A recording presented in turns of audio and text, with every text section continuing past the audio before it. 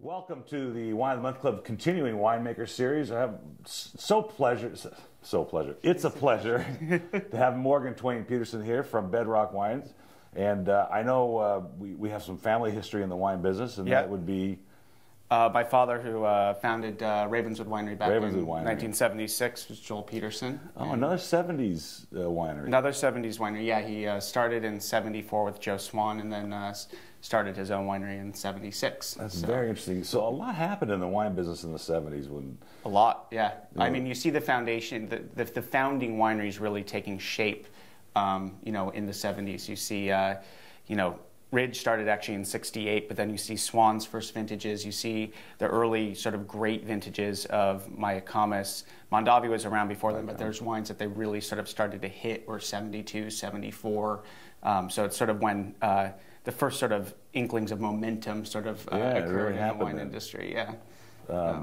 Now, I'm going to embarrass you a little bit because looking at your biography, and I don't know what this picture was, but there's a picture I think when you were 5, standing on a barrel with your boots. Yep, with my wellies. Yes, up to my knees. And you got a glass. I hope is that wine in your hand? Yeah, that's actually my first vintage of Pinot Noir that I made. You're kidding? Okay. Yeah, back in 1986. That was fruit from the San Giacomo vineyard. Okay, so now we know. See, 86, he was probably 5 years old. Okay, now we get it figured out. Yeah, exactly. Right. So I didn't have any of it, I swear. I didn't drink okay, sure, right. So I wasn't allowed to taste. Well, I got trouble the other day on Facebook because I posted my daughter's 20th birthday, and my daughter and her friends are getting into wine. We do little tastings at my house, and somebody wrote back, well, she's only 20. I'm like, okay, well, you're only 5, you know, right? Right. So you got to start early and teach responsibility early at the same time. So. We're going to taste some Bedrock wines today, and I just flipped over these wines. We tasted about 6 or 7 wines. They're all gorgeous. Awesome. We had to pick 3 for the video, and we started with the Sauvignon Blanc, and this is the 2009. Yeah. And it's the Kick Ranch, Sonoma County, and I just loved it because it was so atypical. There's just so many things going on in this wine. Tell me about it. Well, I think that, you know, all good wine, it's said, starts in the vineyard, and I think that adage is very, very true.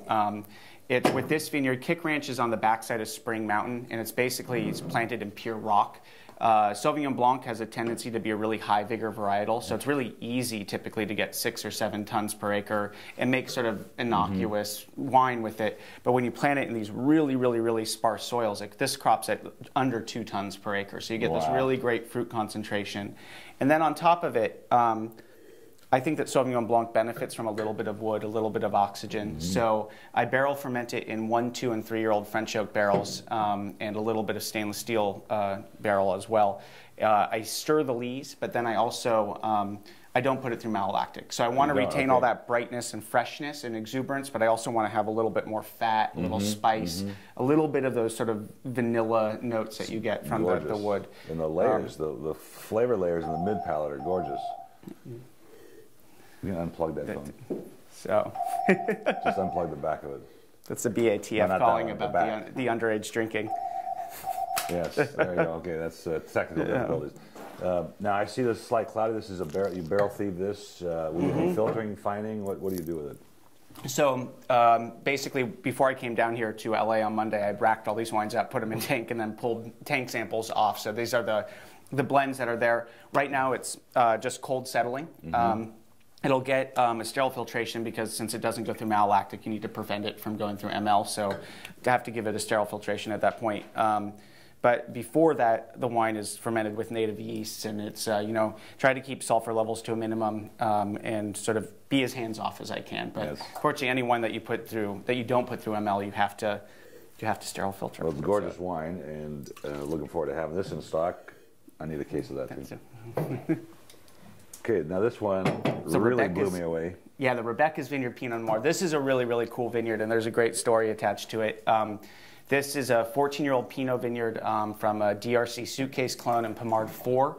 And the vineyard is right across the street from Joe Swan, where, as I mentioned earlier, my dad learned how to make wine. And back in 1974, when he was 27, he made his first wine with Swan. And in 2007, which was my first vintage of this, I was 27, and it was the first fruit to come in. And it's like I was looking at the winery that my dad and Joe basically built back in 1974, 75. So it's very cool. The vineyard is essentially dry farmed. So it's, I mean, you just get tiny clusters, really concentrated fruit. Came in at 0.9 tons per acre. So, I mean, just obscene really low crop levels. I have a very unhappy grower about that. Yeah, of course, yeah. And like all of my wines, very small production, under 200 cases. And all the wines are handmade essentially by me, so it's I manually pitchfork the fruit into the destemmer, manually punch it down in open top redwood fermenters, manually basket press it in an old Italian basket press. So cheap bottle washer, the whole thing. Huh? Everything, toilet cleaner, wow, you know, the whole thing, floor scrubber. So. Well, the extraction of this is what jumped out of the glass for me, but it's all Pinot. I mean, it's really fun because you don't. Sometimes you get Pinot Noir nowadays. Yeah. You can't really tell that it's Pinot Noir. No, it's a little too like Syrah-y, or and it's. What's cool about this vineyard too is I don't really believe in cold soaking because I use all native yeast, and so it takes 4 or 5 days for those yeasts to build up in the fermenter. So I sort of get this natural cold soak period anyways. But you know, this Pinot is notoriously fast in fermentation, and so this was actually off of its skins in 9 days. Wow. And it still has this type of color. Typically, what would happen? Typically, it would be closer to 15 to 18 oh, wow. days. So half the time. Yeah. Wow. Gorgeous wine. Now, you were saying earlier that you sent some of these wines in for Parker for evaluation, and they posted your cell phone number. Can we give your cell phone number out now? You can get my email address out now. So, yes, that was one of those I saw. I was like, oh, scores, great. And I'm like, wow, they put my cell phone number down there. That's really funny. So really funny. that's a rookie mistake right there. Well, here's one of your heirloom wines. This is the Sonoma Valley Bedrock Heirloom, and it's you said Zinfandel and some other things. It's Zinfandel. It's a 120-year-old vine field blend. So this vineyard was planted in 1888 by Senator George Hearst, who is the father of William Randolph Hearst. And it's actually in these old vineyards you see all these varietals interplanted, because back before you had these modern winemaking facilities where you could say vinify the Petit Syrah here, the Carignan here, the Zinfandel, find a blend. You had to do the blending out in the field. So this is a field blend, a co-fermentation of 19 different varietals. It's about 40% Zinfandel, 30% Carignan. The rest is all this other really, really cool stuff that's out there, like Syrah and Mondoux and Egret and Hallersen. Such an opulent wine. There's I get raspberries and blueberries. And just to clarify, field blend then is that whatever's in the vineyard, you pick it and you put them all together and you ferment them that way. Exactly. And I think that, you know, with these wines, I think that these are sort of the truly Californian wines in a way, because this is a unique combination of varietals that you only find in California. So it's, you know, if Zinfandel sort of California is great, it's not really grown anyplace else in the world.